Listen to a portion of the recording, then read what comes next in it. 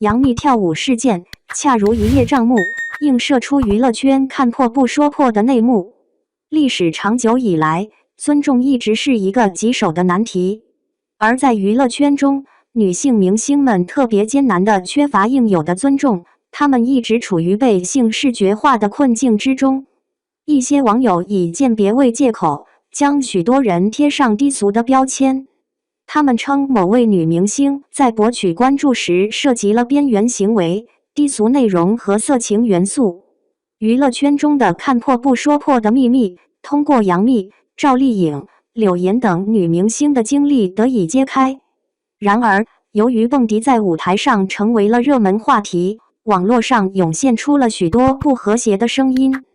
当晚，杨幂身穿一袭抹胸短裙，外搭一件华丽的貂皮大衣，无可挑剔地展现出她的时尚品味。杨幂逐渐进入状态，无法再按捺住自己的情绪，开始在舞台上跳起了蹦迪。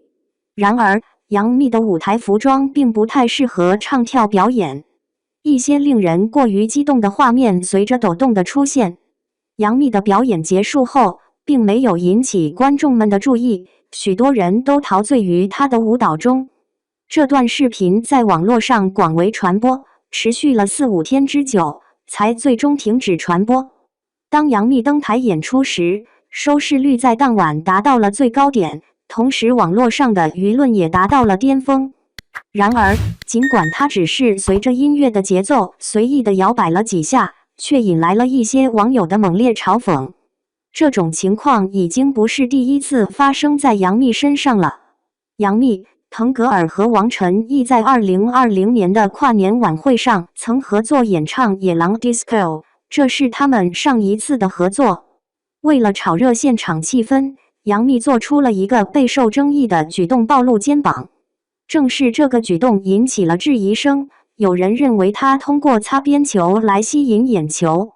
评论区出现了许多用污言秽语表达自己的人，他们总是滔滔不绝地发出性暗示，这种行为真是令人费解。各种下流的言论接连不断，包括故意晃动上身、诱人的眼神等等。然而，与其他出场嘉宾相比，当天杨幂的着装可以说是相当保守的。在演唱过程中，为了营造气氛，她故意露出了一个肩膀。为了增强舞台效果，这些动作都算是相对正常了。毕竟，我们不能只是呆呆地站在原地不动。杨幂不仅因为自身原因而受到责骂，还经历了当场被开车的情况。杨幂也加入了直播带货的热潮，来到了当之无愧的直播带货王李佳琦的直播间。然而，这个本应轻松愉快的直播间却因为一句话变得十分尴尬。当时，李佳琦正在推荐一款果冻产品。就在他们2个人尝试品尝的时候，李佳琦突然说出了一句话：“这款果冻真是能够滋味无穷。”杨幂被突然开车的情景吓住，愣在原地。李佳琦察觉到杨幂没有回应，赶紧问道：“可以说些黄色笑话吗？”杨幂仅发表了一句含义模糊的话，接着2人便静静地吃起了果冻。直播结束后，李佳琦立即发表道歉文向杨幂道歉。在综艺节目中，如果不小心的话，除了被观众戴上低俗之帽，也可能会成为网友们称之为擦边女的对象。赵丽颖曾在参加快乐大本营时，因为玩游戏后感到口渴，所以她毫不犹豫地抓起一大瓶矿泉水，大口喝了几口。网友们疯狂批评赵丽颖，原因仅仅是她用嘴包住了整个瓶口，这样一小小的细节引发了如此大的争议。然而，在日常生活中，有无数的人都以同样的方式喝水，但是却有人将赵丽颖称为荡妇。网络上的言辞评论十分恶劣，甚至已经达到了攻击个人的程度。很长时间以来，赵丽颖一直为这件事而苦恼。周冬雨因为参与了一组稍微开放一些的写真拍摄而成为大家批评的对象。部分网友则认为照片过于夸张，若非名人拍摄此图，则可称之为黄色照片。然而，也有一些网友坚持认为这是艺术，而非什么不堪之物。周冬雨在照片中的眼神显得锐利，周围弥漫着一股强大的气场，甚至对于敏感部位也巧妙地采用了大光圈进行遮挡。这样的处理完全没有任何低俗和色情之感，相反还营造出一种冷酷而潇洒的氛围。近几年，许多明星被指责为擦边球，其中包括曾获金花奖的热依扎女士。网友对热依扎在机场穿着过于暴露表达了不满，导致她受到了指责。她明确表示，女生在穿衣自由方面享有权利，她并不希望因为穿着打扮而成为热门话题，而是期望凭借出色的演技登上热搜榜。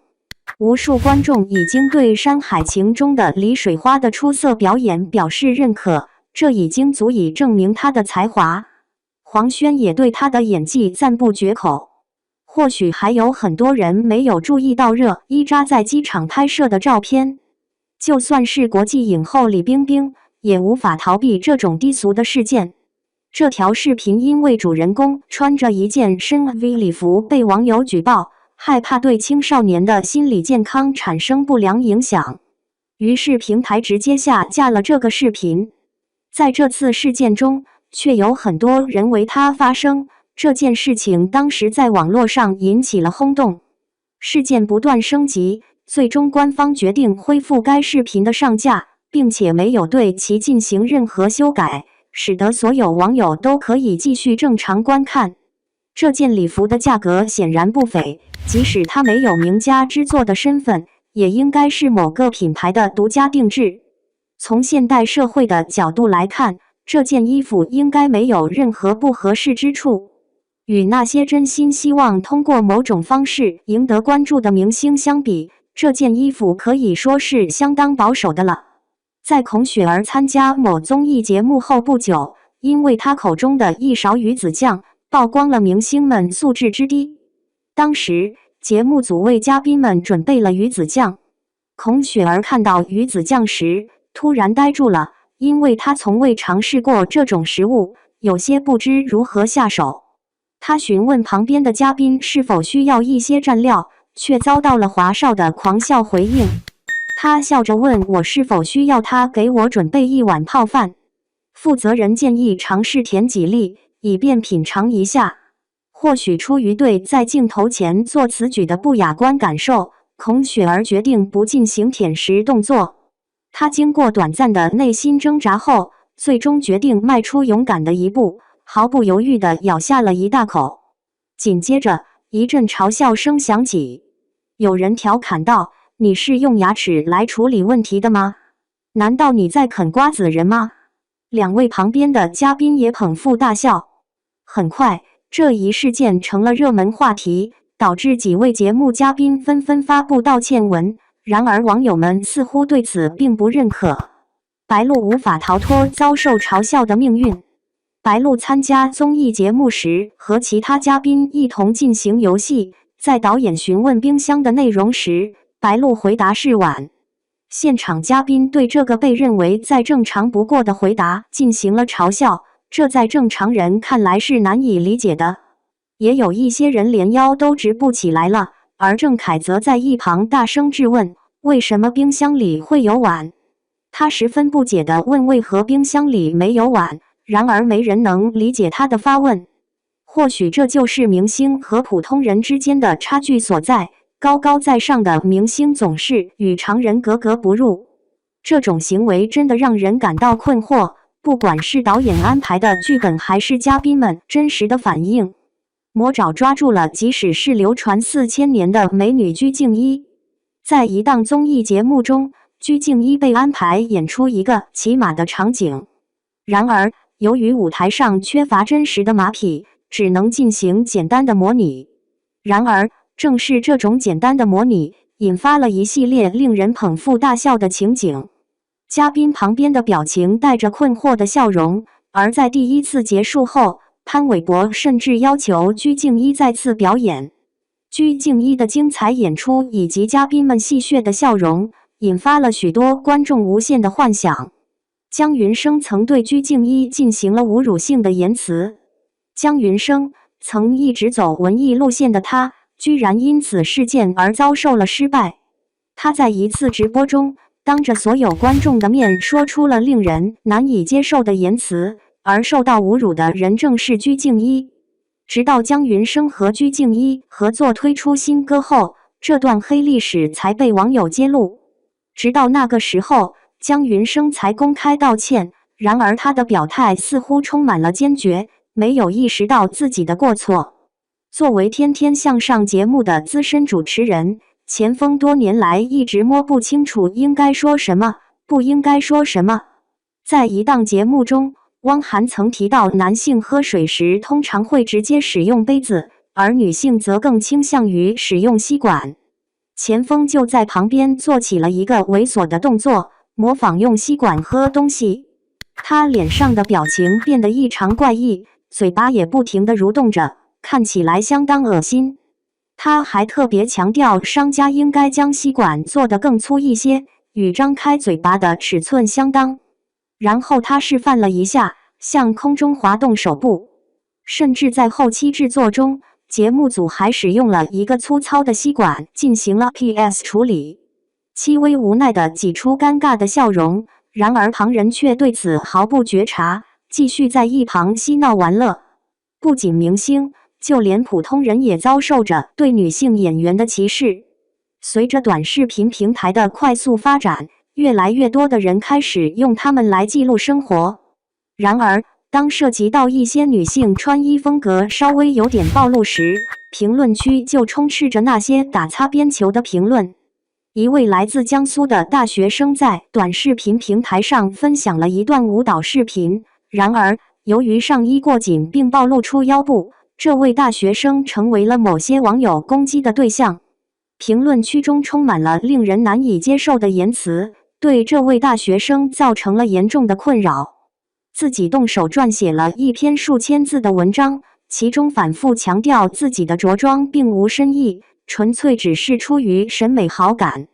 然而，无论如何详尽的辩解都毫无意义，在这些网友看来，他已经被归类为只追求流量而不真正有所作为的人，没有任何挽回的余地。然而，这些只是少数个例，网络上还有许多被误认为是涉及边缘领域的人。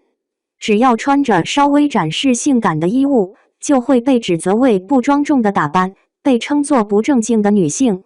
如今，越来越多的女性不敢穿自己想穿的衣服，因此她们选择隐瞒和遮掩。